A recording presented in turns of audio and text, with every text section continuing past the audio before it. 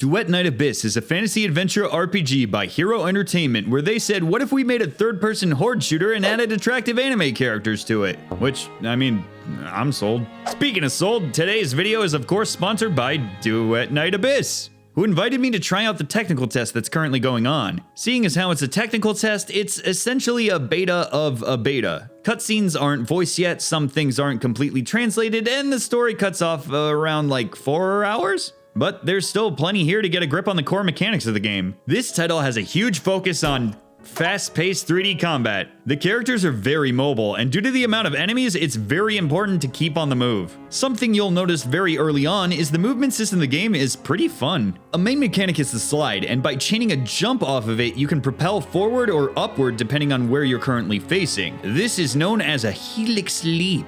The jump is based off of your camera view, so sliding back and jumping will still propel you forward if you haven't moved your camera.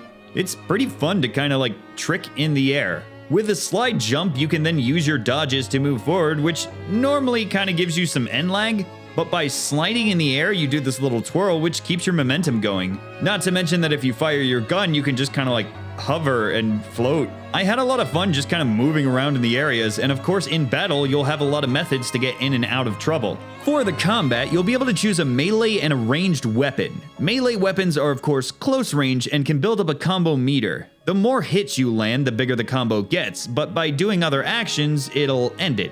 If you hold attack, you can do a charge move, and the higher your combo was, the harder hitting your charge attack will be. There's no aerial combos that I witnessed, but instead attacking from the air will do an AoE slam around you. And if you combo with helix leaps, you can really traverse a good amount of distance. If you attack out of a slide, you can generally do a large sweep as well, with less end lag compared to the plunge. There's also animation canceling if you're good at that kind of thing, with dodges and such. Your ranged weapon is pretty straightforward. You shoot, they get shot, you feel hot. Just aim at the bad boys and fire, but keep in mind that gunshots end combos. And you will also have to manage reloading and ammo. It's possible to reload and cancel into a dash or something to still refill ammo, but keep combat flowing. Guns can come in a bit bigger variety than the melee weapons from what I saw. I started off with a shotgun and then later on found a grenade launcher and of course some pistols. They all played pretty differently. Another equipable in a way are the characters themselves, each having their own unique passive, ability, and buff. The character I was mainly using was Lynn because of her abilities, like lighting everything on fire and being able to rapid fire large AoE shots from her twin pistols. Barry was also pretty fun and definitely feels like the favorite seeing as how she's a major story character, and her ability just kinda stomps. Or sweeps?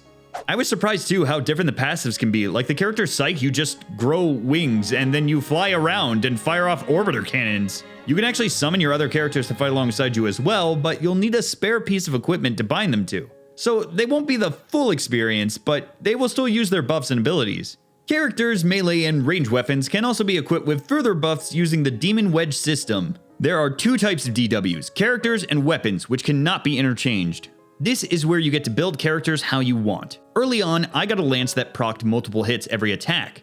So I leaned into a crit chance build, figuring that if I have more hits, it means more chances to crits. It mostly comes down to you. Maybe you prefer all your smacks to be big guns, or maybe you prefer a higher chance of elemental procs. A very nice option is if you use a wedge on one character or item, you can still use it on others.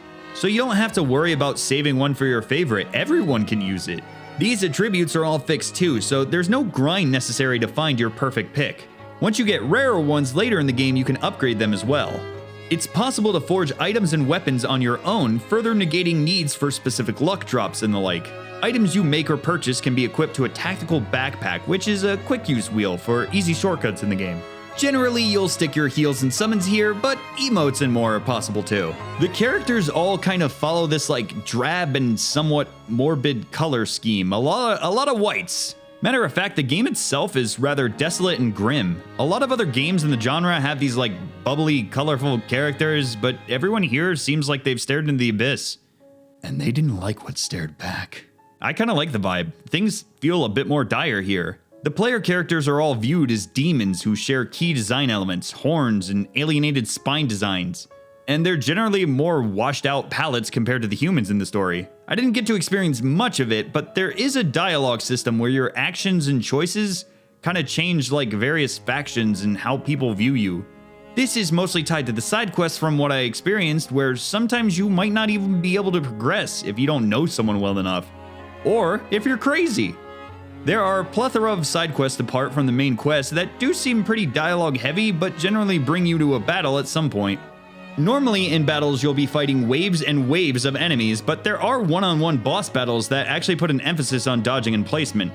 Inflicting enough damage on a foe can stagger them and allow you to perform a hard-hitting special to knock off large chunks of their HP. I'm curious to see what kind of battles later on will have. The 3 that I fought were pretty fun, and if you don't dodge, you're gonna die. You're dead. You blow it.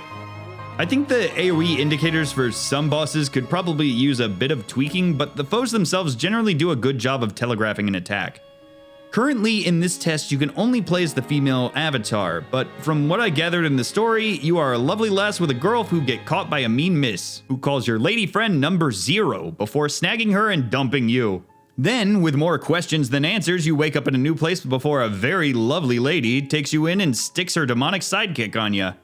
From there on in, it was mostly about doing what needs to be done in order to get back to the girl, while slowly learning that the world here it doesn't take very kindly to you folks. But to get anything done, you need money, and to get it, you need to do commissions. These are the main missions of the game that all have different objectives. I liked playing the endless mode where you just kept fighting enemies until you biff it, while trying to hold down a point or two for buffs. I only had the option to play solo for this test, but I can see it being a lot of fun if I could play with buddies. It's nice too, they all say what they provide, so if you're specifically looking for ascension materials, you just pick the correlating commission. Some of them can be done really fast, so when I got into the swing of things, I kept bouncing between character upgrades, clicking on the materials I needed, and then you can just get sent right to the commission you need to acquire the materials. None of them are tied to days or anything, just stamina, since after all, it's coming to mobile, and apparently that's a law of mobile games. But it felt less RNG reliant than other games. It's still grindy, but it doesn't feel like frustratingly so. Other titles would probably have you do these commissions for a chance at the mat, and this still has chances, but it's more how many rather than will it even show. I always mention with games like these that I hate feeling like I need to devote my life to a game or log in at specific times to min-max, but this feels like it's a min-max at your own pace kind of game, and I like that. You also get a home base area where you can craft things and decorate it with your character pulls. This allows a little more insight into your characters, but unfortunately when I was trying to romance Lynn with herself, it seems like not everything was brought over to English. So that'll have to wait, but you do have a place to see your other characters other than just sitting in your menu when they aren't in combat. All in all, it's a pretty interesting game so far, and it's just a test. I'm pretty curious to see where this title will actually go and what other features will be added. I did run into a few issues with commands sometimes being locked after an attack or getting wedged in a pillar and being unable to escape as I watched everyone I love die around me. But I mean, no test is going to be perfect. For me personally, if I was going to make any changes, I'd probably add a few other options to the melee combat, like aerial combos. You can keep the plunge, but maybe tie it to holding attack in the air. Or maybe even a parry by pressing dodge with no directional input. The game's very hack and slash, and shoot, focused, which is a fair genre in itself. I just love precision gameplay mechanics like a perfect parry. Also, lean into the movement more. It's super fun as is, but if you threw like a vault option or a wall ride, it'd be so much more fun. Give me the option to play the game without ever touching the ground.